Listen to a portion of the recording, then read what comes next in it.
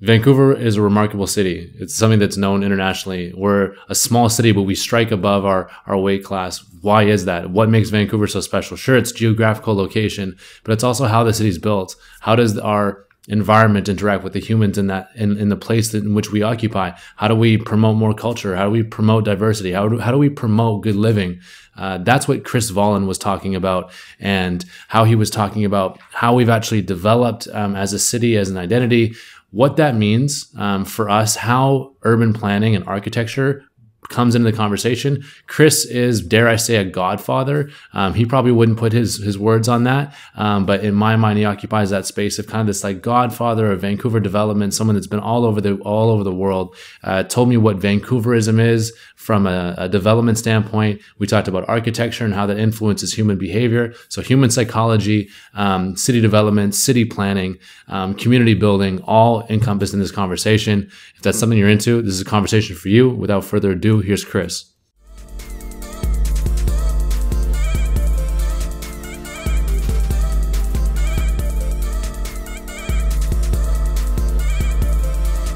Chris, welcome to the podcast. Thank you for coming by. I really appreciate having someone of your caliber and your breadth and your history on the podcast. We don't get people with this much experience coming by and sitting down and having the opportunity to like really pick their brain, specifically in this industry that we haven't touched so much, which is real estate development and how cities are built and why cities are built and the psychology around cities, which is, as I think as humans, we kind of undermine how much our environment plays into us.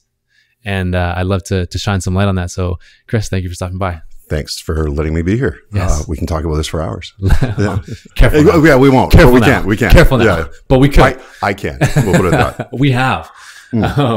True. So maybe you can give a little bit of context on, what your career has been about and why you've actually gone this direction. Maybe, paint a little bit of a story arc for us and why this has actually been important for you and how you've dedicated your time and your life to it, essentially. I can try and summarize that quickly. I grew up in a construction development family.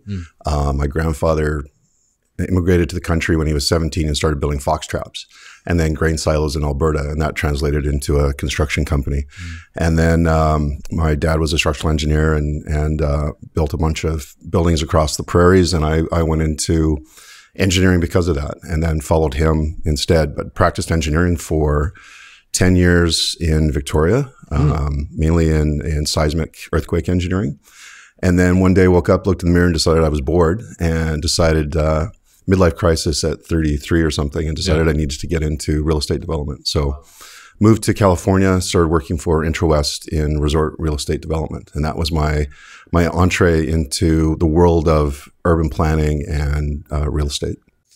So 33, now we fast forward today. How old are you? Exactly 20 years later. Exactly 20 years later. Yeah, interesting how that is. What keeps you in that industry for 20 years? Because as someone that got bored in an industry essentially after 10, for you to stick around double that time and still be deeply entrenched in it, I bet there was something there for you, on a deeper level. It's, our cities are fascinating. They're, Edward Glaser, who's an author on urbanity and urban planning, calls it humanity's greatest invention. It's where we live, and our cities are collectively where we create the most, where we interact the most. And I've found doing what I do both in small towns, because I actually did it in a town of a population of 7,000 people for 7 years. But that was a resort setting, but it was also urbanity and bringing people in largely on the weekends to form a completely different culture on the weekends from what it was on the weekdays. But at a place like Vancouver, which is a very young city and growing and changing daily, pretty much hourly as new people come in and leave, it's just fascinating. It's the more I learn, and I'm reading and learning daily on how our cities evolve. So to me, it's going from engineering, which was fascinating and fun, on how buildings stand and how they fall down. Engineers break things. That's what we do as training. Right. We learn how to break things, how to knock them down, and then how to design them so they don't fall down. Urban planning, development, real estate is putting the pieces of the puzzle together of how our cities thrive and how we thrive within them. So I find that endlessly fascinating. So 2 questions off of that. So amazing, but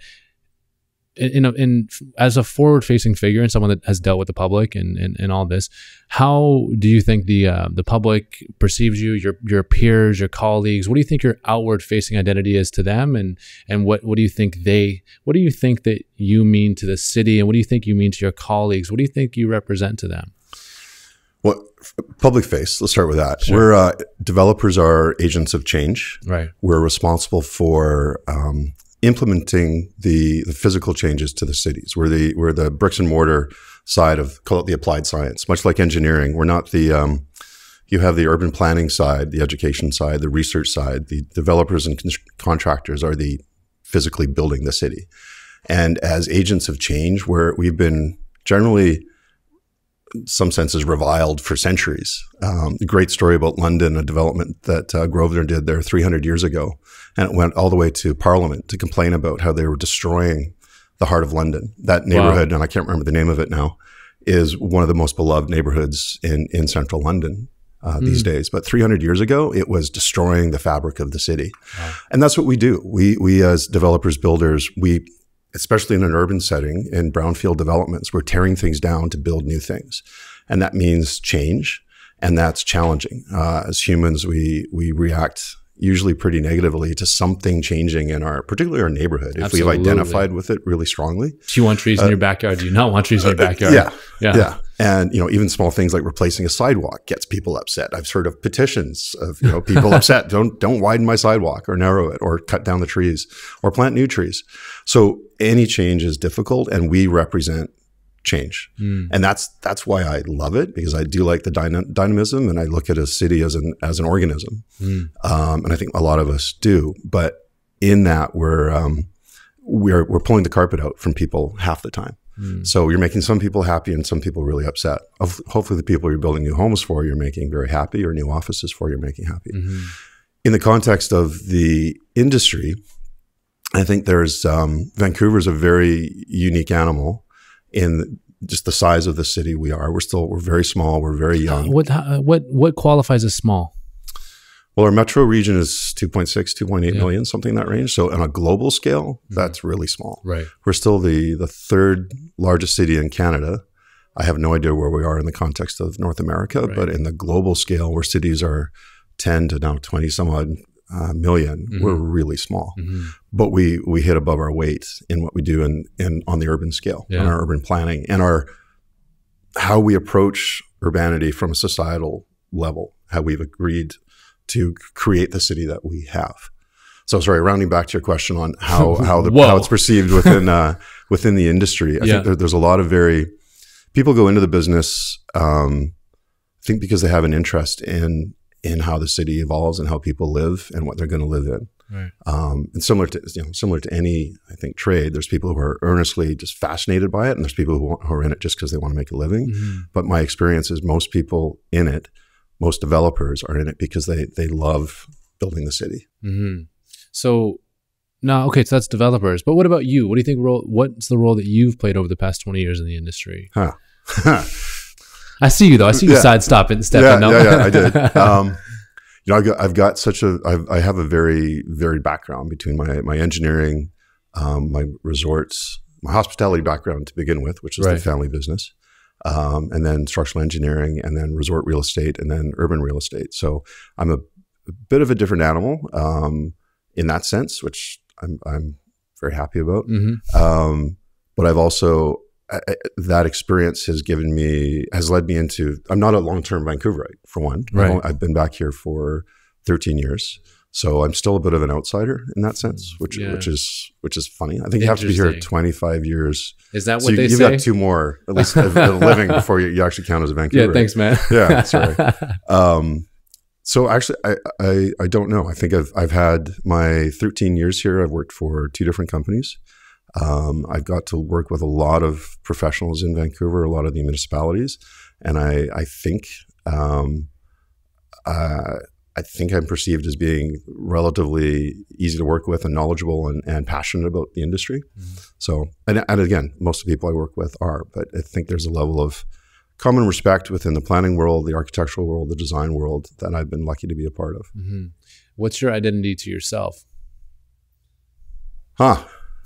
Damn it. I'm coming with the heavy hitters.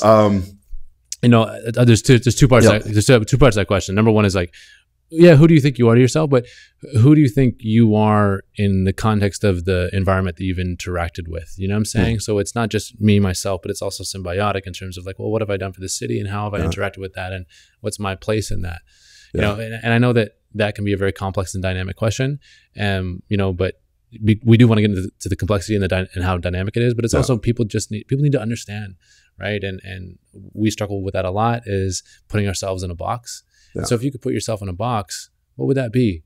You know, and that's a hard question to go. Yeah. I think the collaborator role, which I think is the development construction, it's getting people all on the same path, right, and the same vision and interested in getting the same result. And I think a lot of us in that world, the role we play, whether it's as a development manager or as the owner of a company, it's getting your vision translated through a series of approvals, through the public process, and sharing that vision. So I think my role and my strength has been able to collaborate and bring disparate groups of people together to get something started, taken from a vision point to a completion point. And that final, again, that bricks and mortar, being able to touch the building and know what you've worked anywhere from 3 to 14 years on one project. Wow. To get to that end point is really satisfying. But it's all communication. It's all bringing people together. So, right. So your question, I think my skill set has been in that coordination and that pulling people together. Leadership. Yeah. So amazing. What does it mean to build a great city? And twofold to that question, build a great city in a generalistic term, and then how has Vancouver become the city that it is that fights above its weight class? Like, Vancouver is such an odd place, and I can't really wrap my head around it in terms of what the culture is, what the city is, the geographic location, all these different things. So what makes Vancouver what it is? And then maybe if you could relate that back to what makes a great city, because I do believe that Vancouver is a great city. Yeah. Well, if you back up a bit as to why we live in cities. Why do we live in cities? And we have for 6,000 or 8,000 years. You know, in our history as our species, we haven't changed in something like 75,000 years genetically, or massively. But we've since the agricultural revolution 15,000 years ago, we've started moving into larger clans and groups in cities. And then we've been able to take on individual trades versus doing everything or farming. And I'm fresh off of reading *Sapiens*, so I'm loving this. one of my favorite books. You've got all that. So we live in cities because we can interact and we can specialize. And the successful city allows us to move into that specialty and know we have the support of the doctors, the dentists, the lawyers, the artists, the musicians, everything that we can't specialize in ourselves, but it's there, and it allows us to interact with the other people. So the successful city, in my mind, is the place where you can be your true self and flourish in that capacity. And the city allows you to do it. The city, the culture in which we live, and I think Vancouver, in that context, we're extremely fortunate in that we have probably one of the most open societies in the world, if not the most.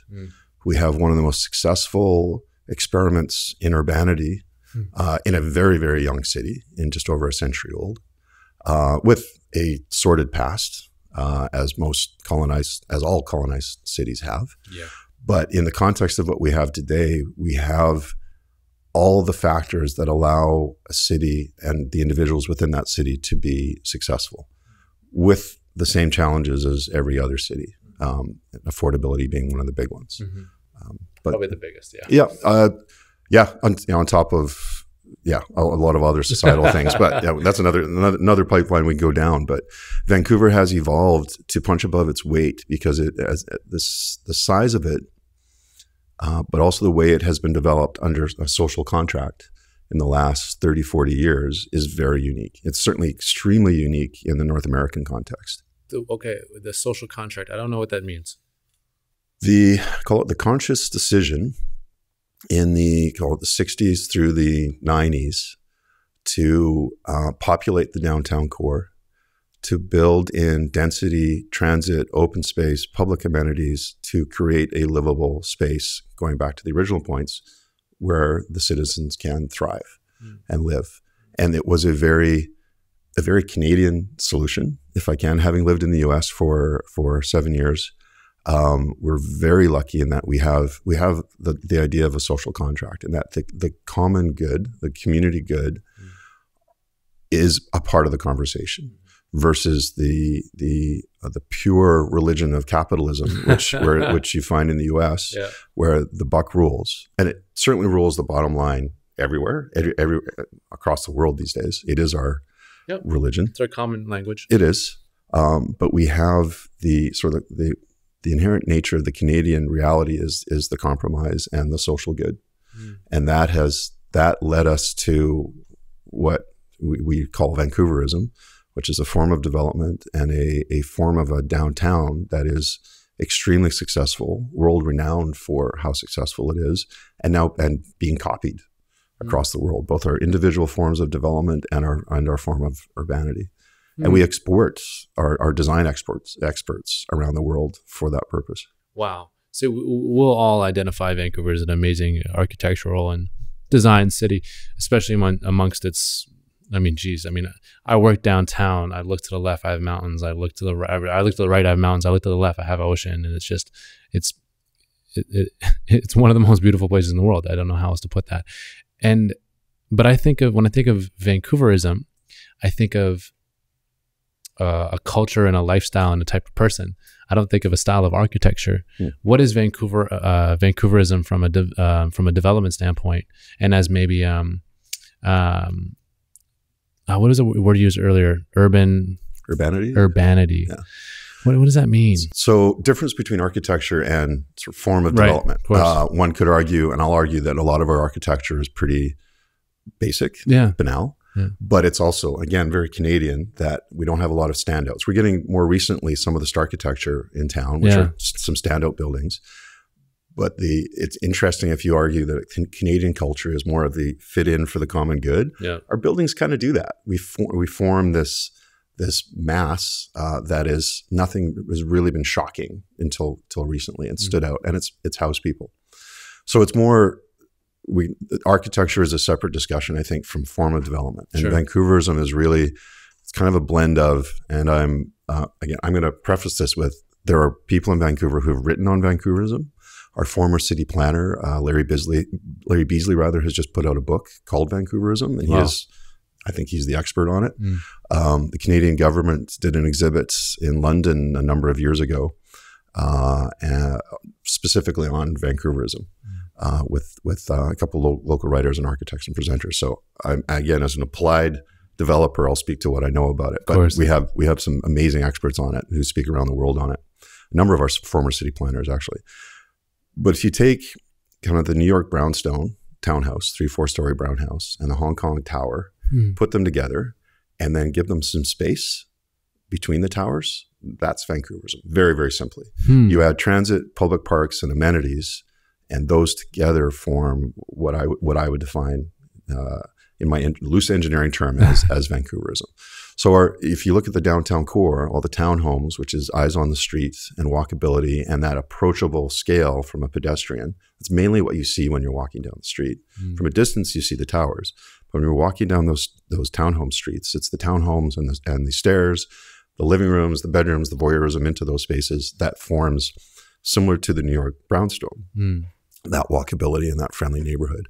What we did is agree that we needed densities. We put towers on top of those, but instead of towers in the park, which is a common form of development where you just plunk a tower down and there's nothing around it, we surrounded it with 3 to 6 to 8 story podiums of townhomes and then flats above that to form a base and then a tower above. So without getting into the architecture, the form of the development of sort of the tower and podium is exactly that. Whoa. So when you're speaking about this, who made these decisions? Who created this and why? What was the point? What was the purpose? Well, there are no new ideas. So of course. This is, the idea of residential above retail goes back thousands of years. For sure, yeah. Romans did it. I'm sure that was done before then. The tower form on top of that has also been done. And there's examples in the West End that were done in the 60s. The West End was the first sort of big tower redevelopment in Vancouver. Okay. And Gordon Price, who's one of our urban experts, speaks to that, does tours around the West End. Right. The West End was redeveloped from a bunch of old heritage homes because it became a very undesirable neighborhood when pollution from Falls Creek, of all the heavy industry that was there, devalued those homes, and people essentially didn't want to work there. So in the late 50s, 60s, a lot of these were being torn down, and we started building the first level of high density towers in the downtown core, which is now one of our favorite neighborhoods, which is the West End of Vancouver. Oh my gosh. Quiet, bucolic, but very high density. So it moved from that into after Expo 86, which was a huge turning point for the city. Right. We welcomed the world, and the world showed up. A lot of offshore development, offshore capital started pouring into town, and the development of North Falls Creek, the old Expo lands, was a big turning point. And at that point, it was a partnership between the private developers, the city, and the citizenry on what should be developed there. And that turned into, again, with my rough knowledge of it, sort of the turning point of Vancouverism, and what then developed as the downtown core, which we then exported out to some of the suburban areas in Metro Vancouver. Again, in this context of Vancouverism, it started in Vancouver proper. Most of the urban centers now have developments of high density centers of a similar vein under the Metro Vancouver plan. And other cities, Toronto probably being the best example, has now gone full hog on Vancouverism, the same form of tower and podium development. Wow, that's so interesting. How does Vancouverism then, as a style of development, affect the people? How has that affected our culture? How has that affected our way of living? How has that shaped our identity? Well, there's now about 120 to 140,000 people living in the downtown peninsula. Right. So you go from a typical North American city, car-oriented. Let me back up, going way back to the 20s, 30s. Vancouver was a tram city, had a network of surface cars, surface rail, built by developers to sell their developments. Similar to, we're almost the same age as Los Angeles. What? Yeah, the city's about the same age. 1886, Vancouver was founded. I think 1884 or something. City of LA was founded. San Francisco, much older, but LA and Vancouver, similar age. Radically different. Cultures. And LA, California in general, took on the car full hog.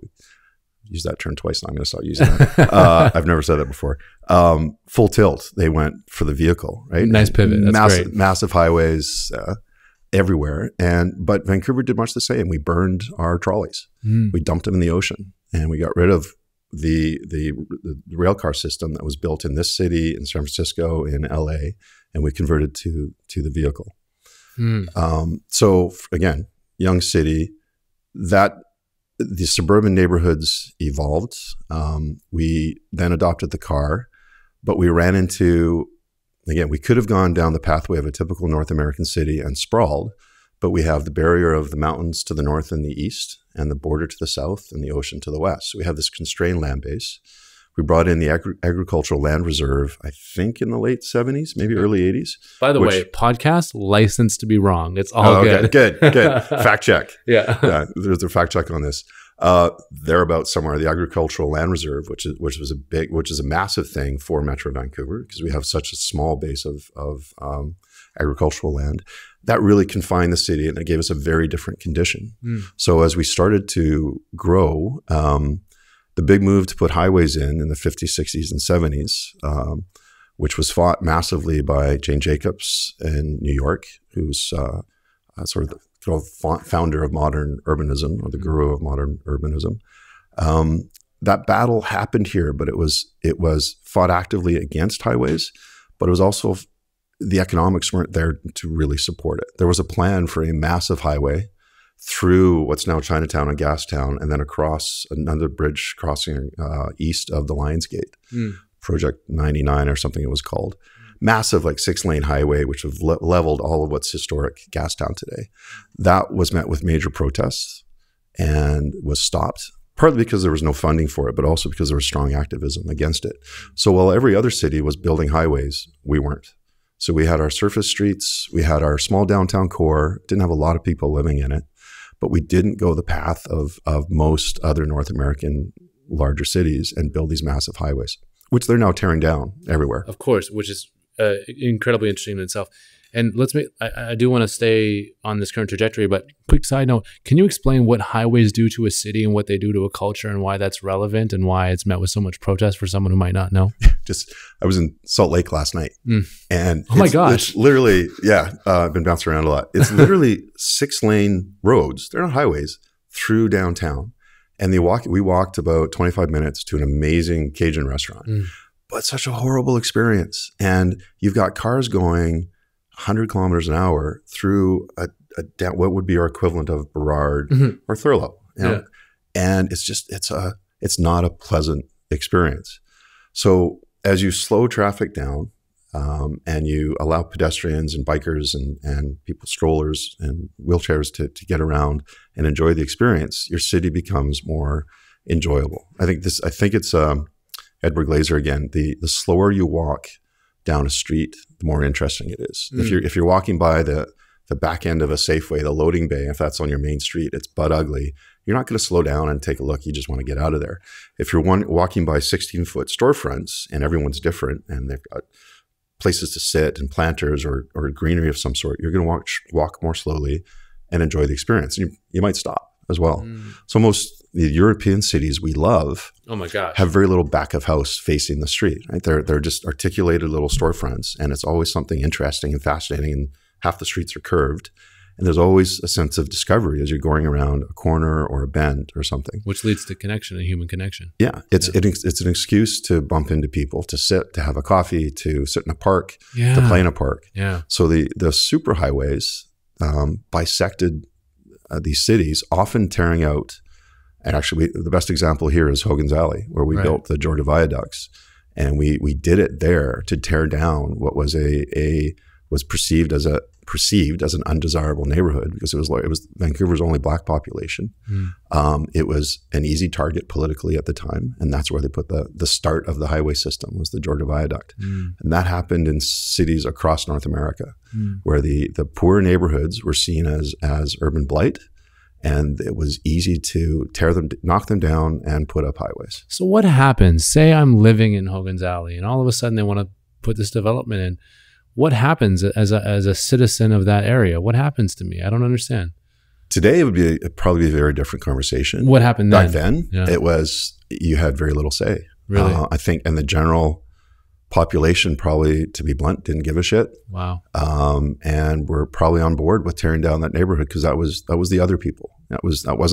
That wasn't us. It was them. Yeah, which is a horrifying concept, but it still happens. Polarization. But at that time, we had riots in Chinatown, Japantown, and there was, I think, very little empathy toward groups that weren't the power structure. The white Anglo-Saxon politicians at the time had free range to do whatever they wanted to these other neighborhoods. So again, some great writing on Hogan's Alley, some great history on that, but really good example. When those viaducts come down, my understanding is that should be a celebration of what was, or an acknowledgement of what was lost there. Wow. Can you give some context on Hogan's Alley? And I looked into her briefly, Stephanie Allen. And the work that she does. And maybe just for someone who has no idea what we're talking about at all and why that's significant and what it means to Vancouver, et cetera, et cetera. I'm going to preface this with I know very little about it. It's all good. Other than there has been, and Stephanie particularly has done a lot of work on it. For sure. There's a rich history of Black culture in British Columbia, both Hogan's Alley neighborhood, Salt Spring Island at a time, a decent population at one point, decent sized population, largely pushed out and given a hard time by the establishment. Right. So I think the efforts now are to recognize what was there and what was done to the Black population in British Columbia at the time, tied to what was done to the Chinese population, the Japanese, and others. Yeah. So I unfortunately don't know a lot of the detail, but I do know there are, again, Stephanie's an expert on it. Yeah. So, sure. And again, the viaducts coming down, a big part of that is re-knitting those neighborhoods. And when is that happening? I don't know. Okay. I believe the funding has been approved. Part of the East False Creek plan, which was just approved by the city last year, I think, is the viaducts coming down is a big part of that. So the buildings built around the stadium are actually designed such that they have their entrances now at the viaduct level. The viaducts come down, they can move the entry down to what will be the ground level. So reknitting the old street structure and reconnecting Chinatown to False Creek is a big part of that plan. Wow. And again, acknowledging what was done to Hogan's Alley and somehow commemorating that community is a part of it. Wow. Very cool. Very cool. So again, how has, to relate development to culture, Vancouver has this weird culture that I can't really figure out. Like, it's half like Lululemon and yoga, and it's half like hikers, and then it's and then there's also the bustling, for me, I work in Cole Harbor, and I see the venture capitalist side and the junior mining, and I see all these, and then there's all the East Asian influence. It's just this weird place, and I can't figure out why it is this way. And so I pose that question to you: why is Vancouver this way that it is? Isn't it amazing? It's crazy, but it's cool. It's and I think we've briefly talked about Douglas Copeland and his book City of Glass. Absolutely. And I think one of the yeah, I'm right here. Douglas, I got you. There you go. It's a good read. Yes. One of the formative books for me in coming back to Vancouver, and somewhere in there, or a quote from him elsewhere, is that Vancouver, is being such a young city, we're different from all the other major cities in North America and around the world in that we don't know what we are yet. Mm-hmm. So anything goes. Sorry, Douglas, that's a total bastardization of your quote. But, something along those lines, that we're young, we don't know what we are yet. Mm-hmm. That allows us to be anything. Mm-hmm. And that's such or the teenager who can be whatever the hell they want. So you've got the mix of the Lululemon, the bankers, the beatniks, still some of the old hippie culture. Love it. And it's a little bit of everything. And it's a wonderful mix that it's not putting everybody in a box yet. No. And hopefully won't for a while. Mm. We're growing. In the time I was out of the country, which is almost 10 years, the city changed a huge amount. It changes daily, as we talked about at the beginning. And it's amazing. And it brings challenges.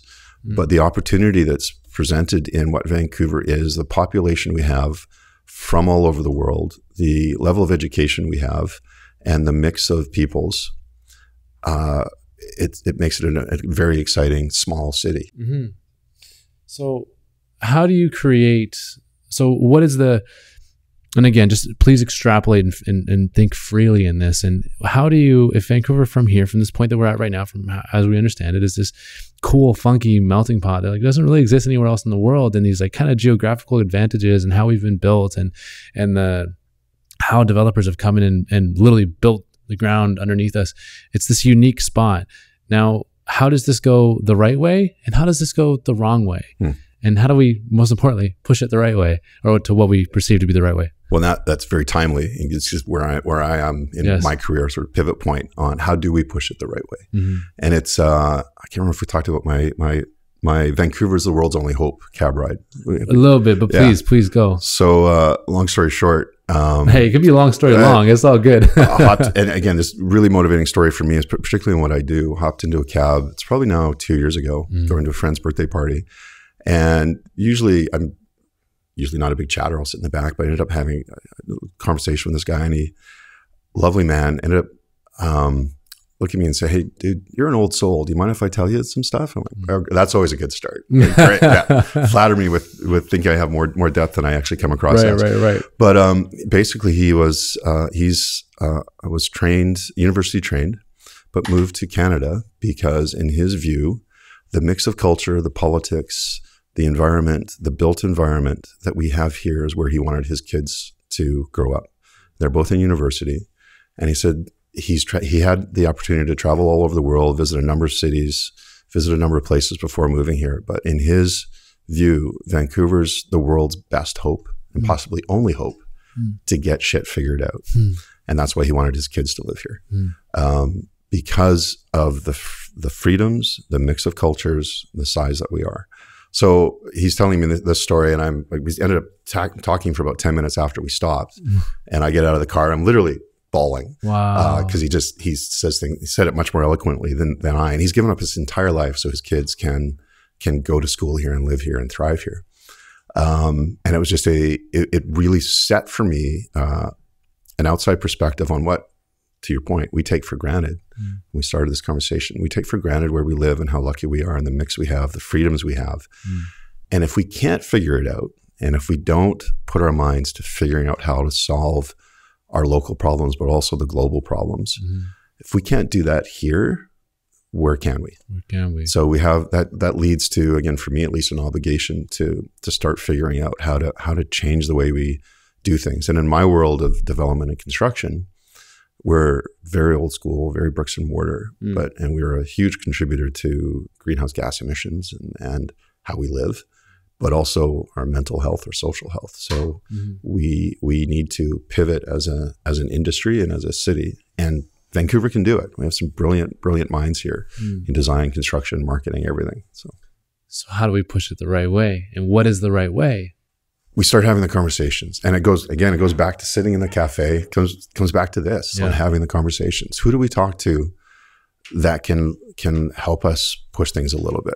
Right. It's, the ship doesn't change course in one big move. It's the world of development, construction, urban planning it's pretty slow, and we've been building homes and buildings for a good 8,000 years, and we still can't get air conditioning to work. We just can't. I don't know why. Yeah. But we can start making those incremental changes, and there are people here doing it. We're building tall wood, so UBC, the tall wood building, Acton Austria Architects, 18-story CLT cross-laminated timber building. It's the tallest wood building in the world. Wow. It was built in a record schedule, being wood versus concrete or steel. It's prefabbed and just put into place. It's a student residence building now at UBC. Wow. UBC, again, an institution, all our universities can experiment a bit. UBC is at the forefront of that with building technology. So pushing sustainability, different building materials, wood being a major one now, where we're starting to build, I think, up to 12 stories we can do now in wood, whereas a couple of years ago it was 6. So, and heavy timber, which we can do. We've got a lot of timber. We should be the experts at that. We should be. And we're starting to be. So that's an example where the industry has taken on the challenge and started to change and pushing things the right way and experimenting a bit. And the only thing we can do is experiment. Sometimes it'll work, sometimes it'll fail. But we have the culture and the institutions and the individuals, the developers, the architects who are willing to push it that way. So it's happening. So the question is, how do we keep pushing it? How do we keep pushing it? Yeah. And how do we each participate in that? And that comes down to the citizenry level as well. In the big projects, other than out UBC, which has its own approval process, but everything in Metro Vancouver and all the cities goes through a public approval process, whether especially rezonings. And the opportunity, every resident has an opportunity and an obligation to go out and speak to something they think is pushing things the right way. I talk a lot about collective identity, and I talk a lot about what the heck our collective identity is. And it seems as if we have a very clear collective identity around how we've built our cities. Vancouverism is a thing. It's very well known. People understand what it is, and it's beautiful and innovative in the space that it occupies. Culturally, that's where I was trying to kind of link a little bit of how has Vancouverism actually shaped our culture and given us identity culturally, because I don't really think we have one. I also don't know if we need one. But, for instance, you said that we have that, Vancouverism is the mix of, the Hong Kong skyrise, and then you said brown brick, brownstone, from out east, and put that together. And that's what we have here. And that's creative Vancouverism. But we haven't created Vancouver culture. And I think that I'm such a believer from human psychology that our environment will craft us in so many ways that we undermine constantly. So how is our environment of Vancouverism and how we've designed our living spaces, architected our living spaces, actually influence us as a people? And how does it need to influence us as a people in order for us to push forward in the right way? So we talked about a little bit from, in terms of developmental, pushing in the right way. Well, how does development influence our culture, which pushes us the right way? Because it comes down to the people. Has a huge impact. And there's a lot of work being done on that. Another local author, Charles Montgomery, wrote Happy City, great book on how we live together. We have a lot of local talent on design and writing. Oh my gosh. We also have a thriving art scene despite affordability issues and losing studios. We have an extremely strong arts culture in Vancouver. We don't seem to think so when we live in it, but from an outside perspective, we have one of the best transit systems in the world. We think we have one of the worst transit systems in the world. I know. We have one of the most thriving art communities in Canada, and we think we're losing all of our artists. We think we're losing all our young people. We're not. Yeah. We have a net gain in sub 30 people moving into the city year after year after year. Yeah. So we have a very Canadian mentality to think we suck, but we're actually doing really well at a lot of things. How the form of development impacts our culture is something I think that is evolving. And again, there's a number of people writing on it. But I worked on a project, this is the 14-year one, where we challenged the architect and the landscape architect to design an amenity space, a community amenity space that would actually allow people to, or force people to bump into each other and socialize. Right. And the marketing company, we worked with Rennie Marketing, and full credit to them for a marketing campaign that was targeted locally. And it sold, I think something like 65% of the people who bought there lived within 5 kilometers of the site. Wow. So it was very local, we had more families, young kids, babies, pregnant families move into there a year ago when we finalized the building than I've seen in any other building. So the design and the marketing was very intentional. It was designed for community building within the building itself, but also with integrating with the broader neighborhood. The marketing was designed and targeted locally, and that worked.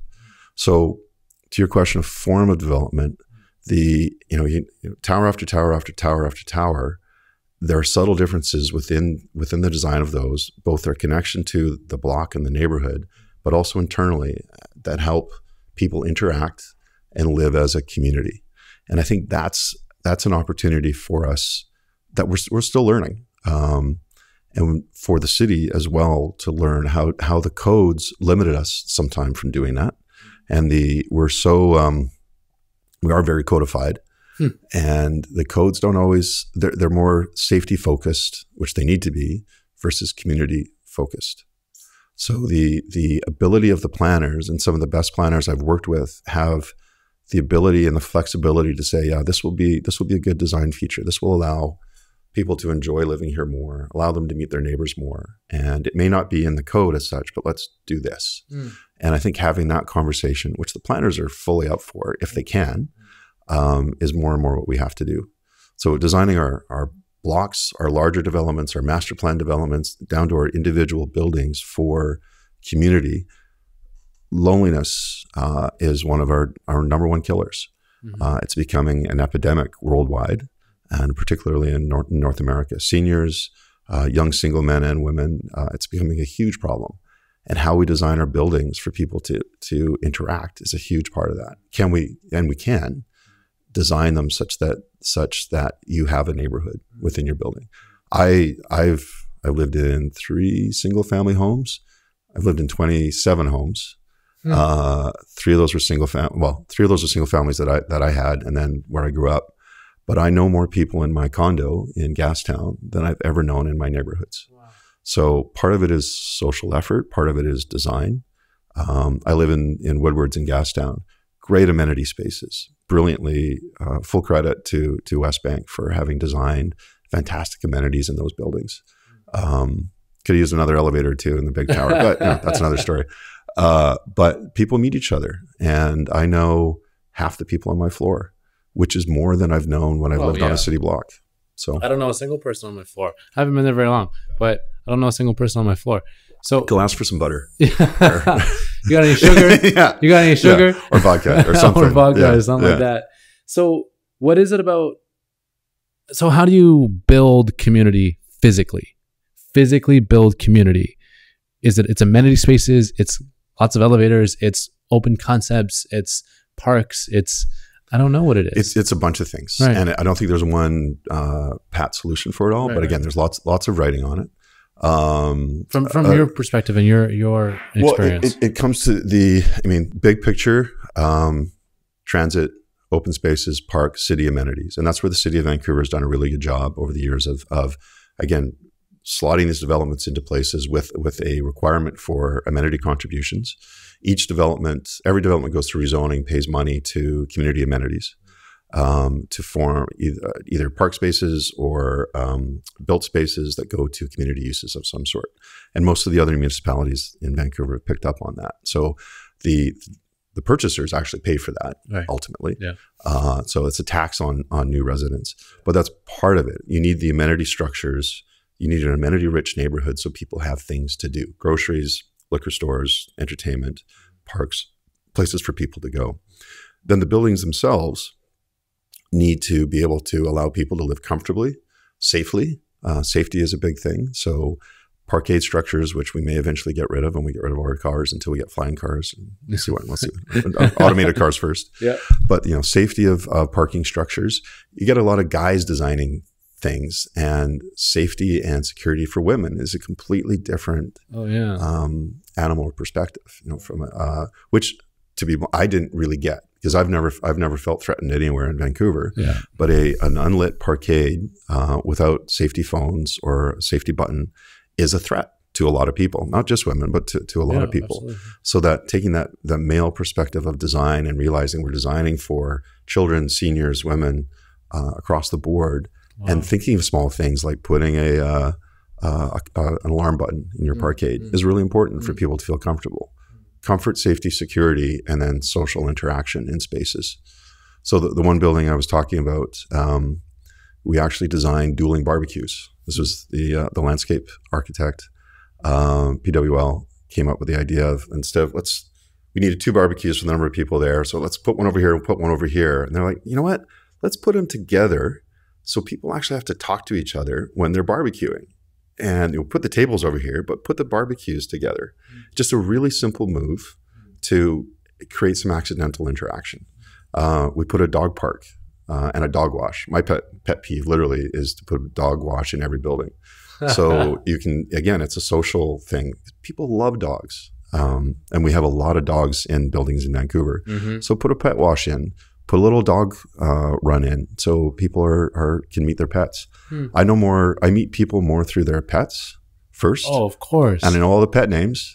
And you might not know their name. Hey, you're Charlie's parents don't know your names, but that's what we do. And that's how you start to get to know people. So they're really easy, for the most part, design moves, but you need some room in the building to be able to do that. And certain, like Burnaby has a minimum amenity area requirement. Surrey does, actually, sorry, of I think it's 3.2 square feet per home. So that adds up to a lot of space. We were doing a development there that ended up with 32,000 square feet of amenity space.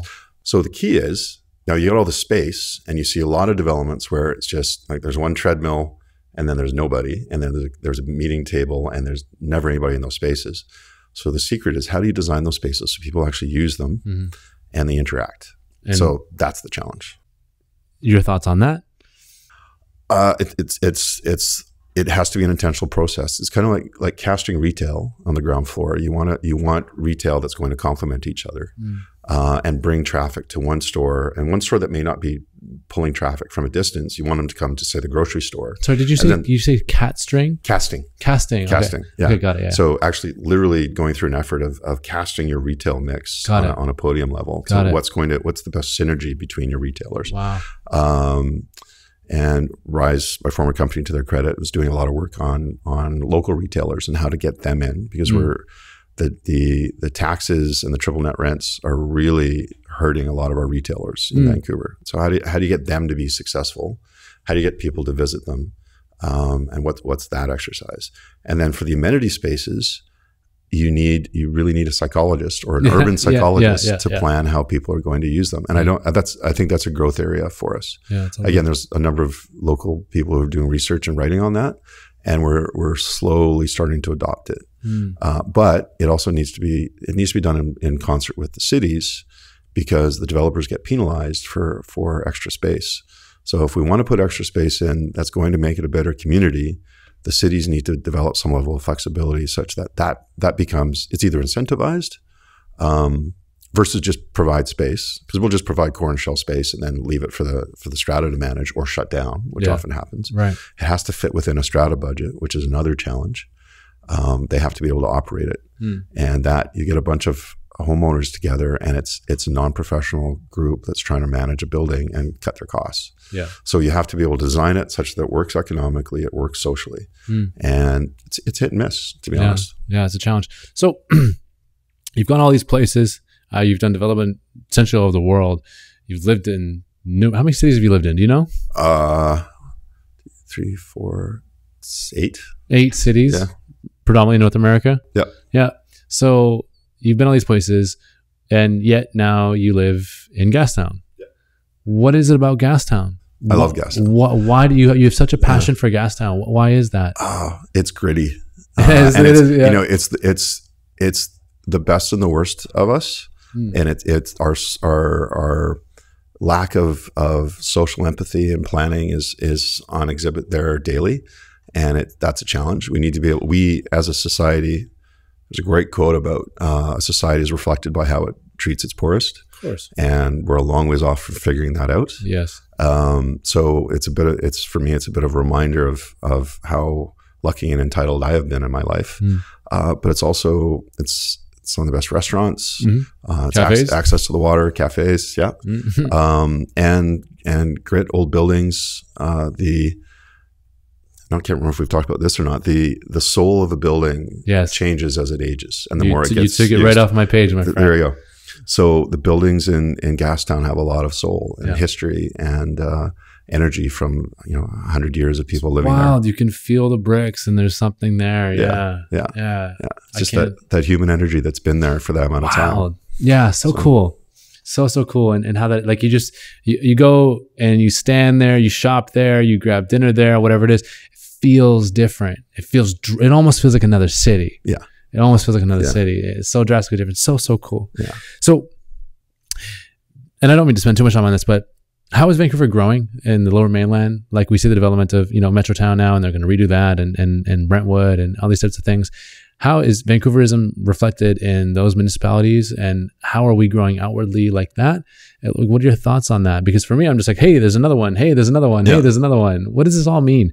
So again, it comes down to we have a social contract in the Metro Vancouver plan on our urban centers. So Metrotown is a really good example of one of those cores where we collectively, the 23 municipalities of Metro Vancouver, has said, where we have transit, we're going to build density and amenities and spaces.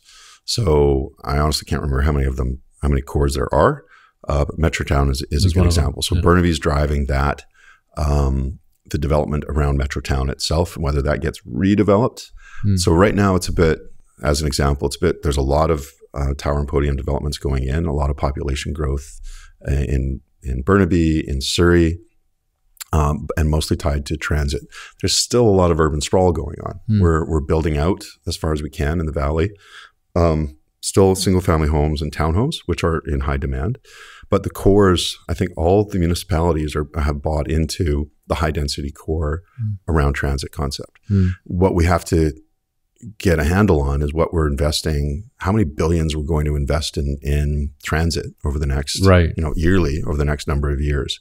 And I think that's our biggest, in my mind, one of our biggest handicaps is that we can't collectively, our process to build the single Broadway line is taking us 15 years, 10 years before we even get to the point of funding it after the Canada line. Well, Canada line was completed in 2009, I think. So we're almost at the point of approving the Broadway line a good 10, 11 years later. And that's just, it's too slow. And the transit has to come first on a big scale. Again, our bus system is one of the best in the world. If not the best in North America, but our fixed transit lines tied to these urban centers are really key. Interesting. And I know we're working on it, but I think collectively the referendum we had however many years ago was one of the dumbest things we've ever done. And putting a major transit decision to a referendum similar to the HST was just idiotic. Cool. Wow. I don't know if that answered your question. No, it does. On that. No, it does. What does the city of the future look like? My life, I'm big on sustainability. I want to see how are our cities going to change? What does a city in 2050 look like? Who's modeling that now? And what are the key characteristics of that? Yeah, we're modeling that now, all of us. Wow. So, and that's the big thing. Again, we're lucky in Vancouver that we can all participate in that process, and we can be a part of it. Vancouver is coming out with its first city plan ever, and which is a ongoing process right now. So everybody in Vancouver has the opportunity to participate in that, and tell the city, the government, the developers, the builders what they want their city to be. Wow. And how, as we accommodate, if I think it's projected to grow another 2 million in the next 10, 15 years. Sorry, does that happen all over the world? Doesn't happen in China. That's frankly why they build subways so quickly there. That's right. Yeah. Hey, we're building a subway. Yeah. You guys are getting out of your neighborhood. Yeah. So in democratic countries, for the most part, there's a process of some sort where the citizenry can participate in the decisions, varying levels of how much you input or can input. But we're trying to figure out how to grow, and the Metro Vancouver, the old GVRD, Metro Vancouver plan and area is trying to figure out how we're going to accommodate an extra 2 million people, where we're going to put them, what transit we need, what infrastructure, what sewage, water, all these things we need for the city to grow. The cultural side of that is probably less discussed, of course, openly than it should be. The mental health side, the social side, and that's really important. The city, when you're my age, which is 30 years from now, shit. Damn. Yeah, man. I'll still be kicking around. Let's set a date. We'll talk about it then. See where the city has gone. You're the generation that needs to be figuring out what the city is going to be like in 30 years and participating in it. Right. And it's what's missing is that cultural, social side of it. Yeah. And as we struggle more and more with climate change, if we start getting waves of refugee immigration here, how do we deal with that? Yeah. As the food systems fail in other countries. Yeah. How do we deal with that from a housing, urban planning perspective? Absolutely. And we're not talking about it. Nope. I mean, and it's not like we don't see these things coming. We know that they're going to happen, but we get busy doing other stuff and we don't talk about it. That's so interesting. That's that exact, I don't know, condition that you just spoke about is, we know it's going to happen. Mm-hmm. There's stuff going on right now though. And I think on every level of organization, like whether you're a small scale organization like self-hired or just an entrepreneur, or a large scale city or a municipality, we focus on what is most urgent, not what is most important. Like as humans, we suck at that. We do. So bad. There's some exceptions to that. Surrey, as an example, has a fantastic climate change plan for water, because a huge amount of their land base and a number of native land areas are at or below sea level. So they've done a lot of work in the last 4 or 5 years or longer on how to deal with rising sea levels. And I think Richmond has done as well. So some of that work is happening, but not enough. And because we complain about our taxes, but we don't have enough money to pay for a lot of these things and consider them. And the cities are overtaxed, understaffed, and developers are mostly to blame for that. We keep them so damn busy. And we demand their time for each and every project, but there's bigger picture stuff they need to focus on. And the city plan in Vancouver is a good example of that. They've taken whether it'll be a good thing or a bad thing, we'll know 30 years from now. But they have decided that they're going to make this happen. Really cool. So out of all the world, all the places you've studied, learned about, what developments, what cities, what townships do you admire the most, and why? Places like where I haven't been yet. I've just read Medellin, Bogota, drug infested, high crime level. If everyone's watched Narcos, it was a mess. And they consciously made the decision to turn the city around and focus on urbanity and social equity. And it's on my list. I'm so sorry. I'm interrupting you so many times here. No. Social equity. Availability of housing and amenities across the board, across all social spectrums. Cool. The wealthy and the not so wealthy and the poor. So building affordable housing, building transit. Transit's been a main focus. A big one, Curitiba, Brazil, same thing. The mayor of Curitiba, I'm pronouncing that wrong, but something like that. no longer the mayor, but former mayor, decided that transit was the way to change the city around, and just focused on, again, getting that access to housing and transit for the broader population, and radically changed that city in a period of 15 years, I believe.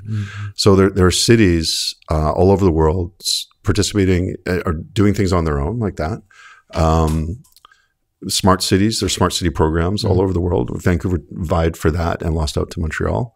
Montreal, an amazing city. Yeah.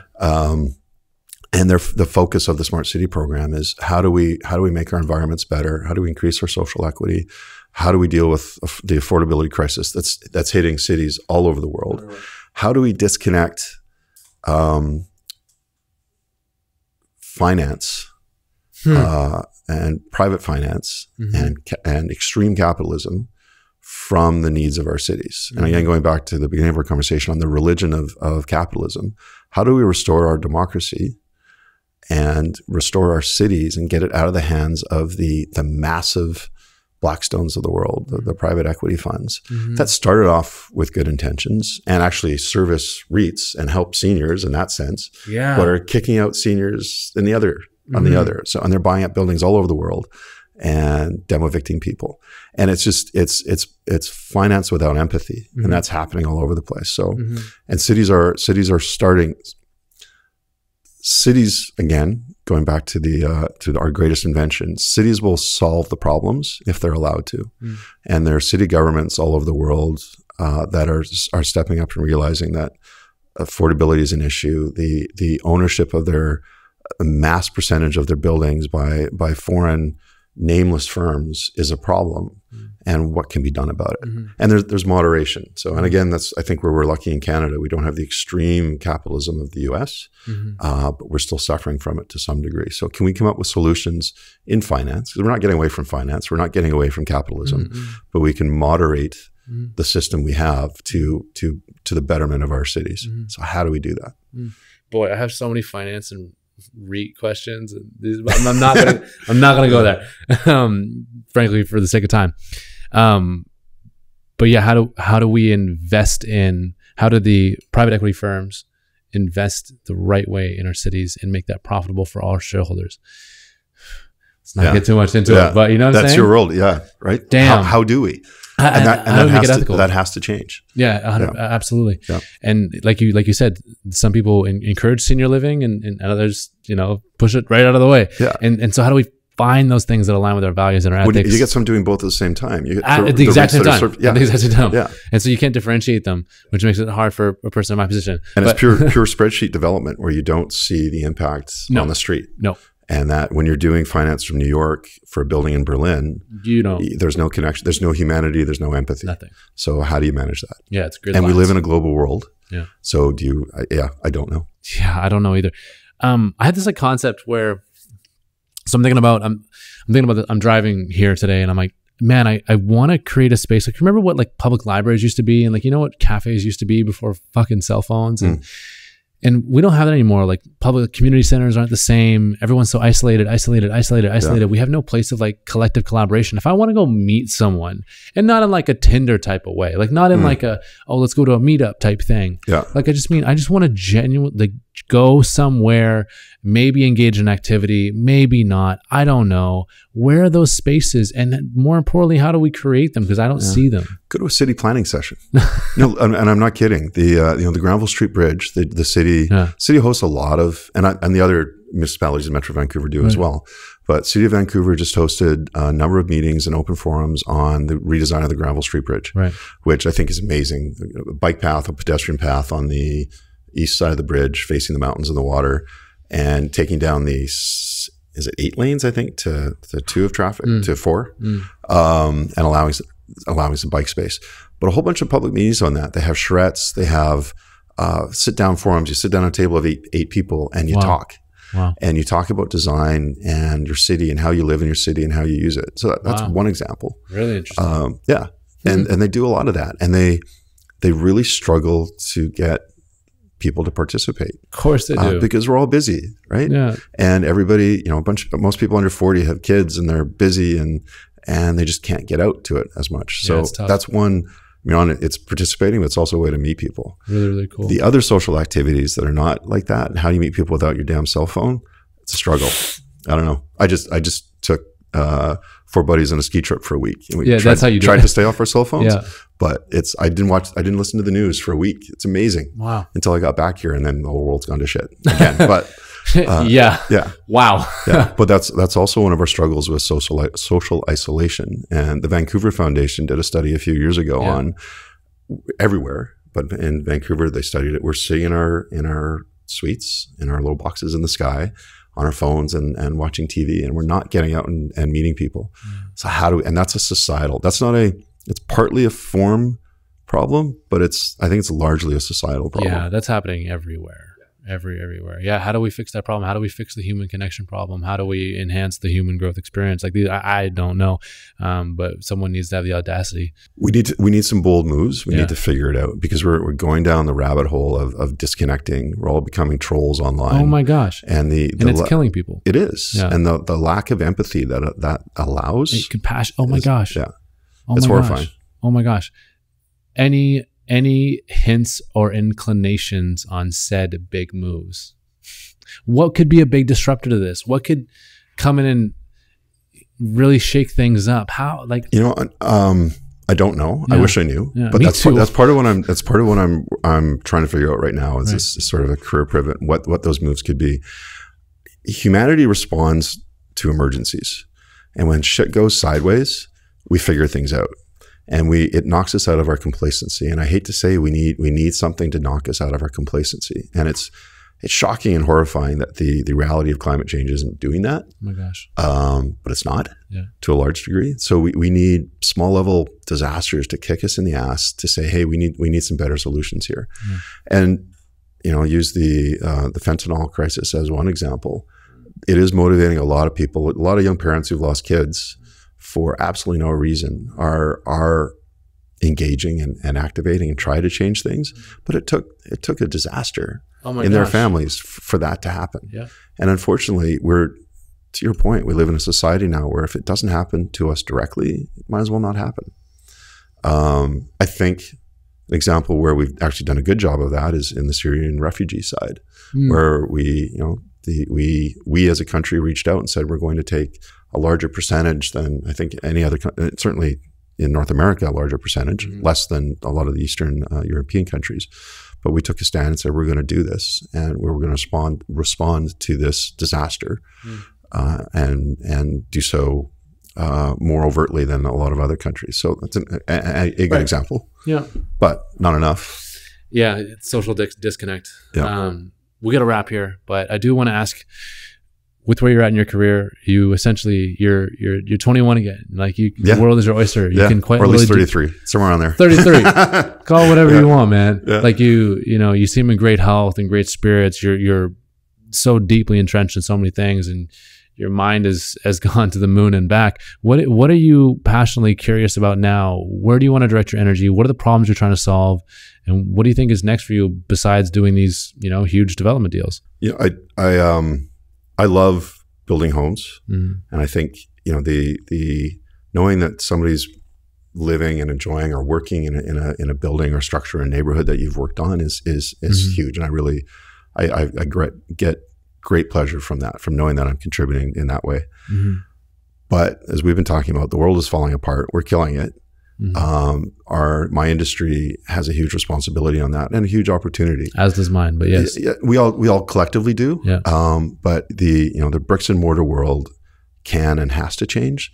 So somehow being a part of that and being a small cog in the wheel that's going to help move that ship a little bit in the right direction over the next 20, 30 years is what I'm aiming at. I don't know what that looks like, but that to have some sense of meaning and some sense of purpose, and 30 years from now to have some sense of fulfillment that I've contributed to that is necessary. If I don't, it's not going to work if I don't.